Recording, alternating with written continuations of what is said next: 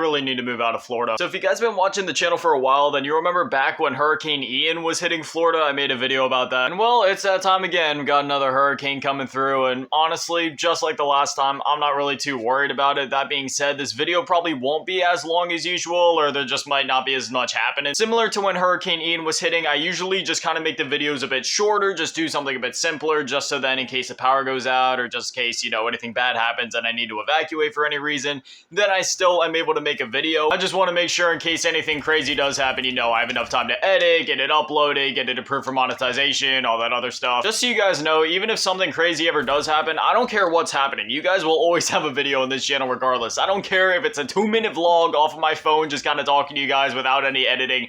I don't care what it is or what the circumstances are. You guys always will have a video each and every single day. I don't care if I'm dying in the hospital and the most I can push out is like a 30-second vlog. I made a promise to you guys that you guys will always have a video each and every single day, and I'm sticking to that. Anyway, at the time of me recording this, today Season 5 Reloaded is coming out, and by the time that you guys see this video, Season 5 Reloaded will already be out. There's not a whole lot that they're adding. They're adding 2 new quote-unquote weapons. There's gonna be 1 new, like actually new pistol, but then there's gonna be a quote-unquote new submachine gun. You guys remember the classic MP5 SD that everybody loved back in the day, like the silenced MP5? It was such a smooth, clean, just nice feeling gun.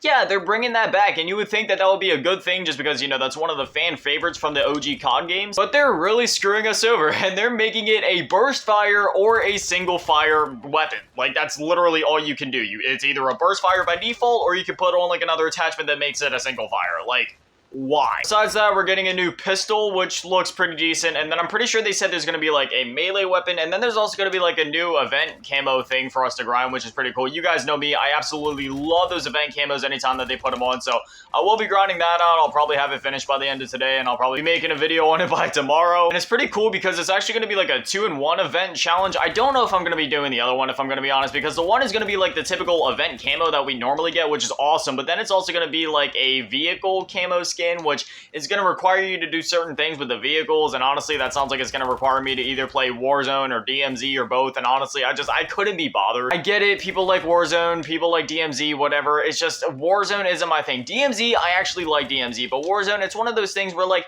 sometimes, I won't lie, I do get in the mood to play it, but it's like, it's one of those things where it happens, like, I don't know, maybe once or twice a month at most. I mean, I went through, like, most of MW2 without even playing Warzone once. There was a point, I think it was, like, either Season 2 or Season 3, like, I didn't touch it for, like, 2 seasons in a row. I might do the challenges just for, like, completionist sake, but I don't know, I'm still kind of on the fence about that one, but otherwise, I mean, it's cool that they're putting something like this in the game, right? It's making me wonder, like, what if in MW3, not only do we have, like, the Orion or Damascus equivalent, but then could we also maybe start seeing, like, camo challenges for other things in the game? Like, in Vanguard, obviously, we already had, like, a completionist type camo for the operators, which I really hope that they bring that back for MW3, because the fact that that wasn't in MW2 kind of made me sad. It was honestly so much fun grinding that out in Vanguard, and it's one of those things where it was, like, it wasn't even, like, an active challenge you had to go for. It was just, like, a passive thing, you know, you switch between the operators, and it was so cool having that extra layer of in-game progression, but then they, like, totally stripped it out of MW2, and it was just like, why? They found a way to integrate, like, really cool in-game progression, and then they just took it out. I get it, you want to sell bundles, but, like, at least give me a reason to keep playing the game, you know what I mean? But in MW3, I do think it would be pretty cool if not only could they bring back, like, the operator leveling completionist challenge thing, but then if they could also integrate, like, vehicle challenges or something. I mean, again, you guys know me, I'm the completionist type, like, I'll probably end up going for it, even though I rarely play game modes that actually require me to use vehicles. It's a cool extra little thing to go for. That's just one of my biggest hopes and wishes, not only for MW3, but the future of Call of Duty period, is just to bring back in-game progression. Like, Call of Duty,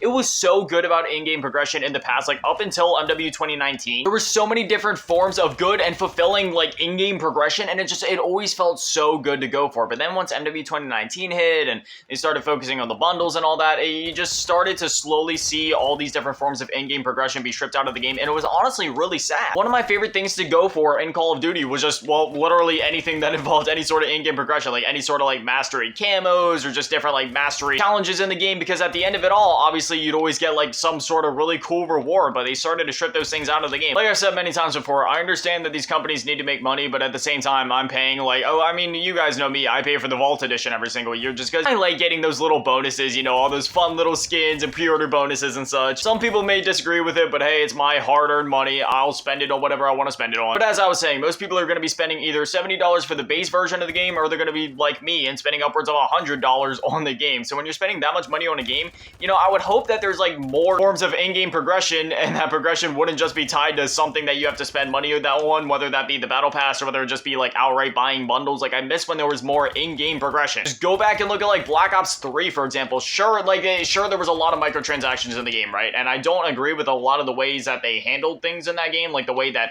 a lot of the weapons were just kind of locked behind supply drops. Like, yeah, that was pretty BS. But at the same time, there were so many different forms of not only in-game progression, but in-game customization that was not locked behind microtransactions. That was when we still had things like the emblem editor and all these different calling cards you can unlock. And you know, you can still unlock calling cards now, but a lot of it is locked behind the bundles. And furthermore, we had Paint Shop, where we can literally create our own camos for free. I'll tell you this much, we're never seeing Paint Shop again. And again, there was a lot of really scummy stuff in that game. Like, you had like the Liquid Diviniums and the Gobblegums and all that. And honestly, I liked Gobblegums. Sure, they were a little broken and a little pay to win, but you could still actually reasonably unlock them through the game. With a bit of tweaking, I do believe that the system that they had in Black Ops 3 would have been near perfect. It's just that it was kind of leaning on that pay to win aspect just a little bit too much. If they could have tweaked it just so that it could have been a bit more balanced, whether you paid for it or whether you just earned it in game, or maybe just take out the paying aspect in general and just make it something that you earn through the game. Like, maybe you have to complete a certain challenge to unlock Perkaholic, and then once you unlock Perkaholic, you can use it literally whenever you want. Some people might think that that's broken, but I mean, hey, it's there. It's your choice in the game. If you unlocked it, you should be able to use it however much and whenever you want. At the end of the day, it's a PvE mode, so whether you do or don't use it really doesn't affect anybody but you and your own experience. So if you want to use that overpowered stuff, go for it. If not, and if you want that more traditional classic zombies experience, go for it as well. Honestly, whenever I play Black Ops 3 nowadays, I haven't used Mega Gobblegums and all that in like over 2 years at this point. I've only allowed myself to use classic Gobblegums just because, like, you know, I don't see anything wrong with using Mega Gobblegums. It's not like that's invalid by any means. It's just I have more fun playing with the classic Gobblegums and not using anything too overpowered. But anyway, I'm kind of going off track here. But you see my point. Like, you know, there were so many different in-game forms of progression and different things you can unlock in the game, and all that's just kind of been stripped out in recent years. So really hoping that we could see that come back. Even if it's just something simple like Classic Prestige. Like, I don't see why they had to take that out of the game. Something as small as Classic Prestige would give such a huge boost to the sense of in-game progression. Even though it's something so small, so arbitrary, as just like a little icon and a Prestige number, it really goes a long way. And I'm just gonna say it right now, I am really excited for XDefiant.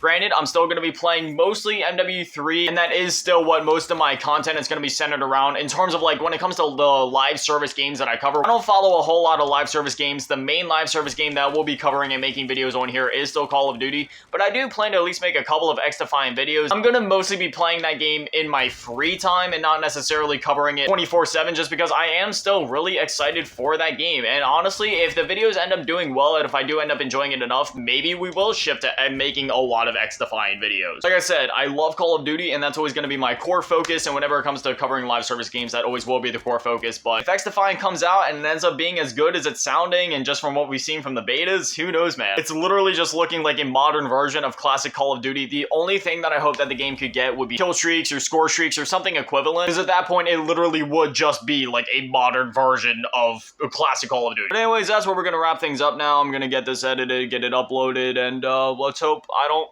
die. Anyway, as always, a massive shout out and thank you to all the patrons and channel members. Thank you to all of you in the low baller tier, and even bigger shout out and thank you to all of you in the big baller tier, Mill Asking, and Big Daddy Matty, and the biggest shout out and thank you all to all of you in the G tier, Run of Vengeance, and Little Chase Girl. Thank you guys so much. You guys are literal legends. I love you. Thank you guys for watching. Have an amazing day. Stay beautiful. I love you all.